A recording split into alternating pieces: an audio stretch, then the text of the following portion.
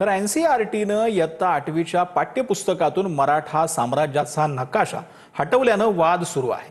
सतेज पाटलांनी विधान परिषदेमध्ये हा मुद्दा मांडला। यावर नकाशासाठी केंद्राला 9 मार्चला पुन्हा पत्र पाठवण्यात आल्याची माहिती पंकज भुयार यांनी दिली।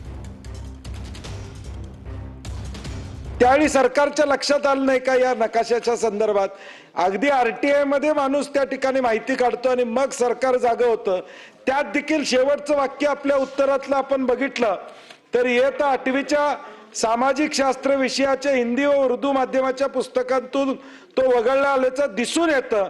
या संदर्भात आवश्यक सुधारणा करण्याची विनंती केंद्र शासनाला करणार। आतापर्यंत या एनसीईआरटीच्या सिलेबस मध्ये छत्रपती शिवाजी महाराजांचा इतिहास हा फक्त मंत्री महोदय माननीय मंत्री महोदय द्विरुक्ती करू नका। हे 93चं जे फक्त 2 ते 2.5 पानामध्ये उत्तर द्या ते जो आपण मान्यच केले। आधी आभार मानते तुमचे की केंद्र सरकारनं तो जवळजवळ 22 पानांचा त्या ठिकाणी स्वतंत्र चॅप्टर दिला। बरोबर आहे, 22 पानाचा इतिहास केला आजपर्यंत, त्याचं अप्रिसिएशन नाहीये। पहिल्यांदा झालं, आधी का होता मोगलांचा होता तो हटवला आणि शिवाजी महाराजांचा त्या ठिकाणी केला। परंतु आपण जेव्हा उर्दू माध्यमाचे आणि हिंदी माध्यमाचे पुस्तक बघितले त्या ठिकाणी तो नकाशा दिसून येत नाही, हे उत्तर दिलं। बरोबर आहे, आम्ही केंद्र सरकारला लिखित विनंती केली आहे। नाही 9 मार्च का 9 फेब्रुवारी विचारतायत मंत्री महोदय ते तुम्ही त्यांना हे पा सगळ्यांनी एकदम बोलायचं रे। घेरण्याचा कट करताय सभापती महोदय, तुम्ही पूर्ण करा। घेरण्याचा कट करताय, हे बरोबर नाहीये। नाही उत्तर भोईर साहेब